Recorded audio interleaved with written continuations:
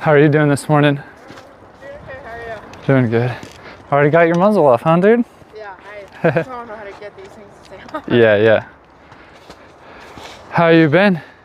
Doing good. Good. Good. I don't want him to bite you. Yeah. Yeah.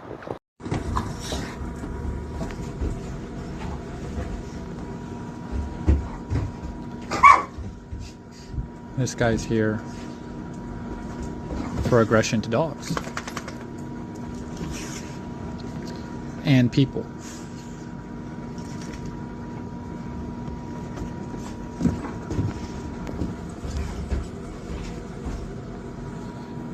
And he's going through it.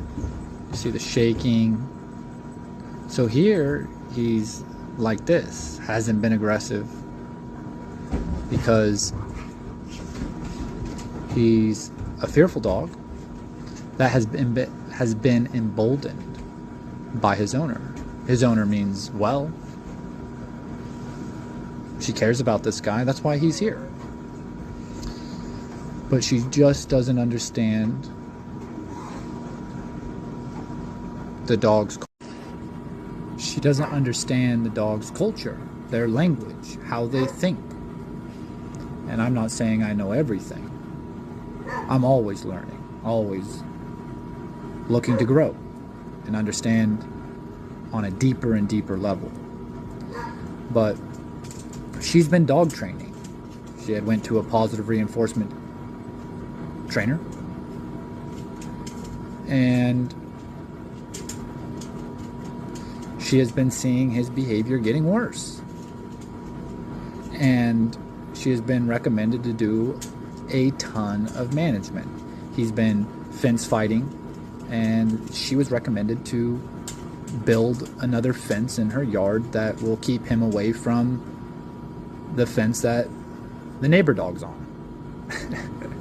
And I've heard this by lots of positive reinforcement trainers. That's what's been recommended.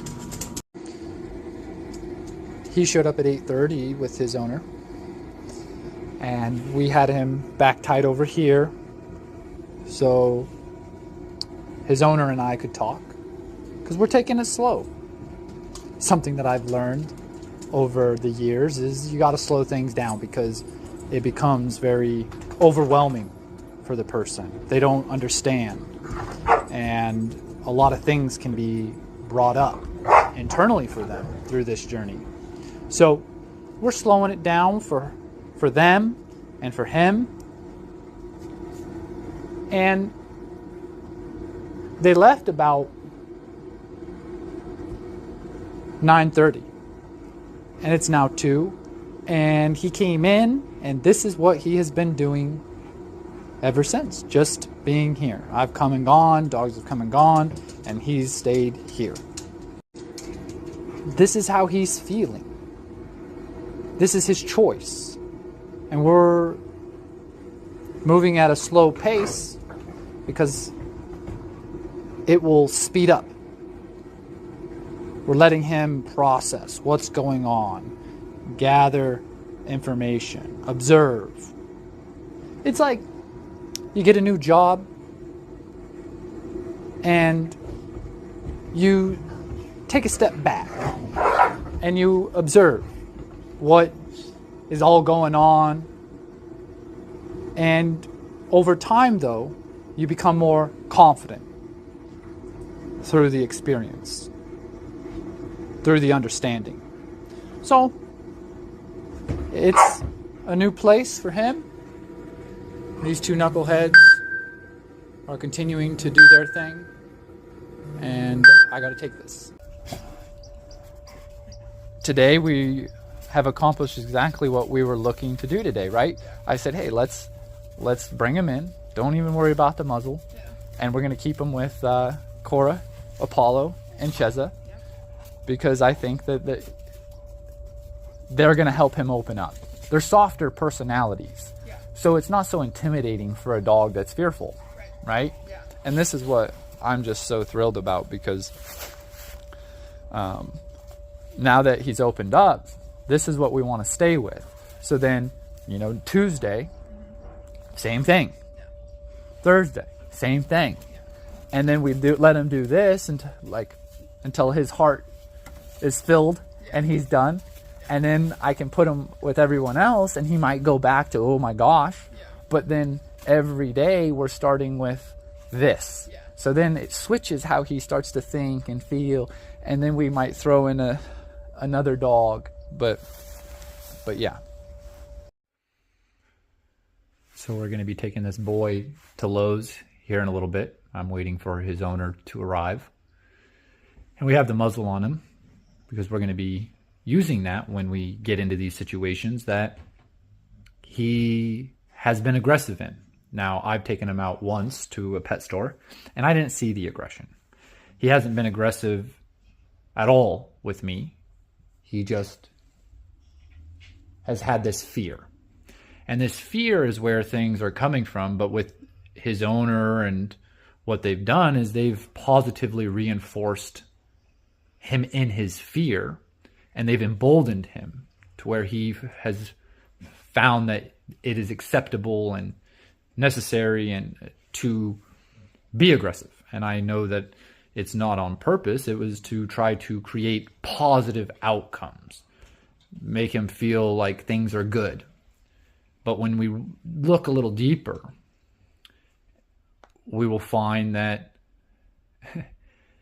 it's not accomplishing what we set out for it to do. We want him to have a positive experience overall. But when we go to Lowe's, we want him to move away from the things that are making him feel that there's danger instead of moving forward and being aggressive. And so he's going to go move off and go lay somewhere else. But he has bitten people that have approached. And so it's my job to advocate for him, for sure. But I don't want him to see this scenario and think, move forward aggressively. I want him to think he should move away if he's uncomfortable by this, not using his mouth to solve the problem.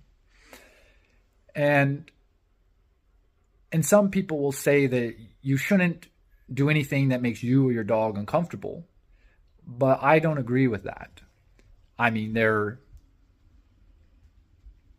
is some truth to these things, but this fear of his is where he doesn't feel safe. He doesn't feel secure about these social situations. And so we have to move him through it. And that's what we're going to do. And I'm really looking forward to doing this. It'll be our first time going out and about with him, with his owner, to Lowe's. I have taken him out once, and it went well. But we're going to be doing this now with his owner and see if there's a difference and how he responds to these different things that we'll come across.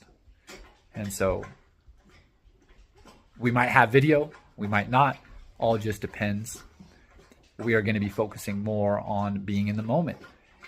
And so we'll keep you posted, whether I have video or not.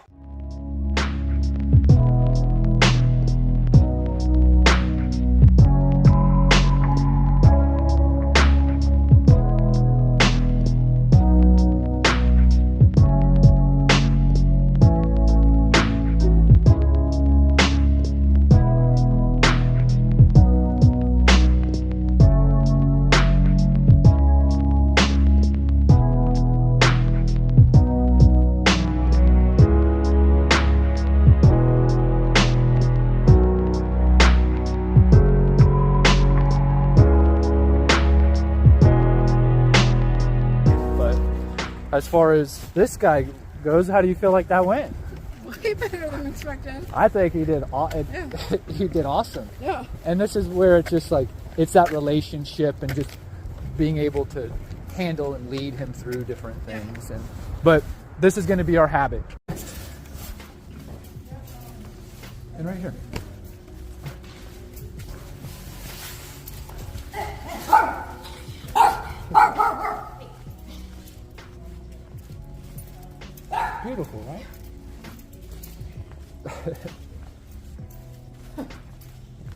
How's that for an experience? Yeah. This is where, when a dog is lunging, barking, you pick up the pace, this makes sense, Yeah. right? Yeah. But then we get to the safety zone, Yeah. and it's like, cool. Don't get caught in that event. Yeah. And it's very easy to do. Yeah. And then right now it can be easy to get caught in that higher level of adrenaline and the cortisol levels because it seems like it's like our mind is potential danger. Yeah. Not again. Right? Yeah. And you're doing great.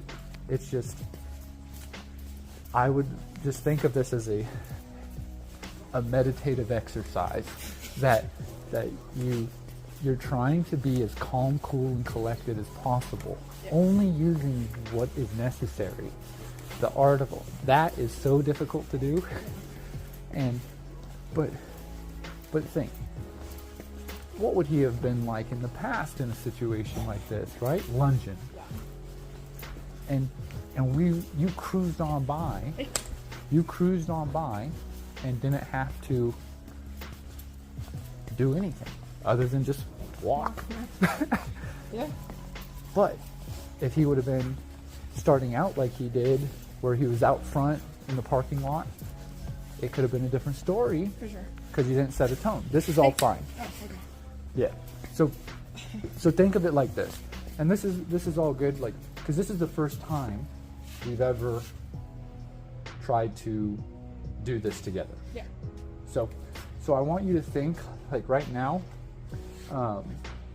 that you want him behind your heels. Yeah. Like everything back here, cool. If you feel like you're getting pushed and he's kind of creeping and you just start to feel, sure, communicate, but don't be so hey and keep moving.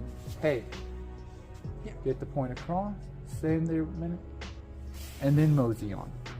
I want you to just really feel the steps and not feel like you're like, hey.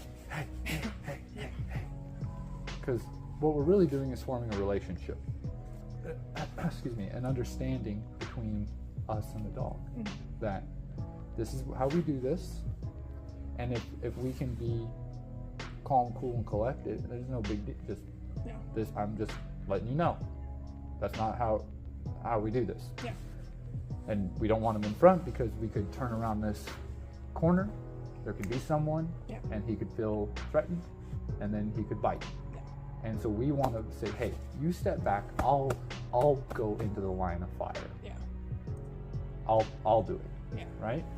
And so then he can go, okay, like I'll follow your lead. Yeah. Because I don't really want to do that job. Yeah. Right. Yeah. And look, he doesn't need to be told to sit. No. He doesn't need to be told anything. He's like, all right, let me sit down because it seems like we're here just chatting. Yeah. He's not trying to go and wander off. Now he's going to lay down. Yeah.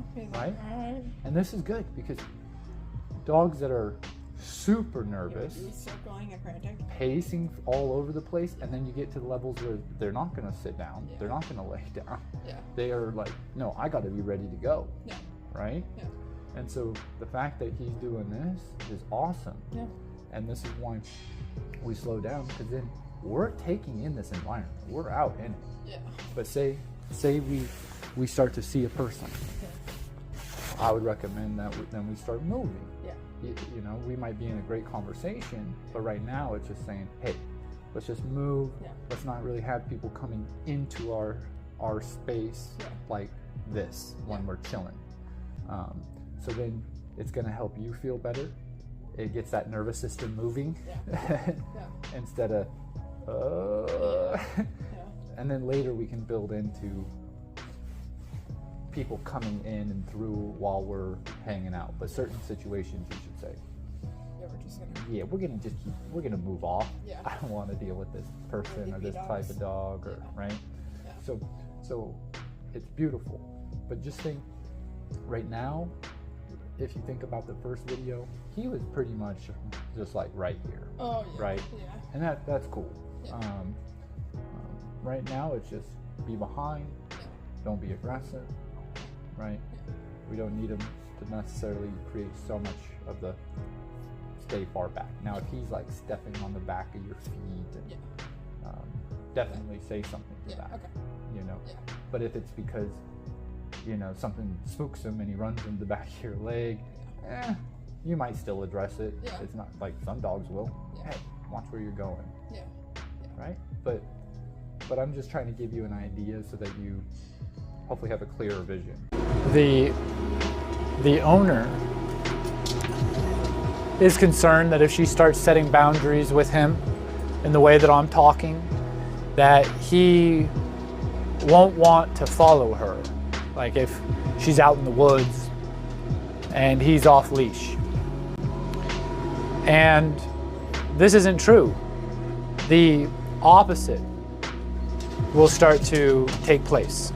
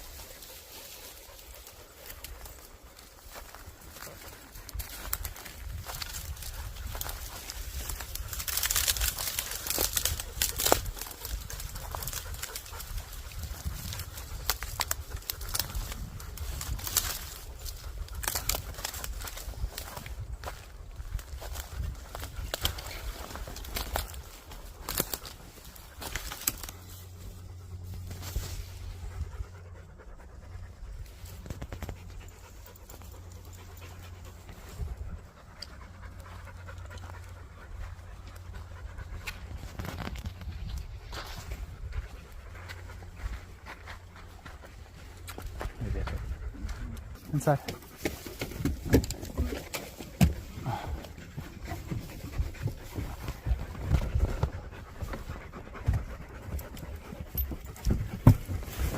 Warmer.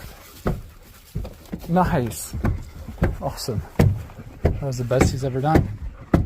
Inside.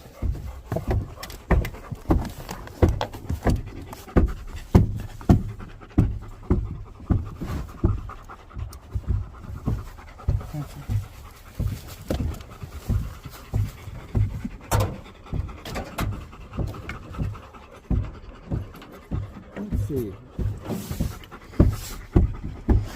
We're all accounted for.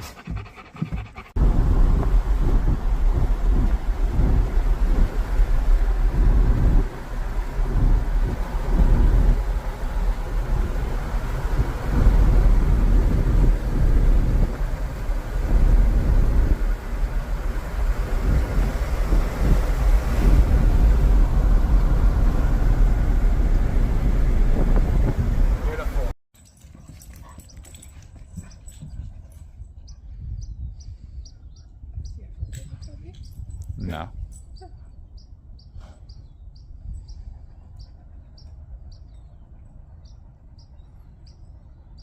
Shh. Hey. You're gonna help him? Yeah. So I want to make it clear that it's not that humping is not allowed, because humping is a very important part of dog socialization.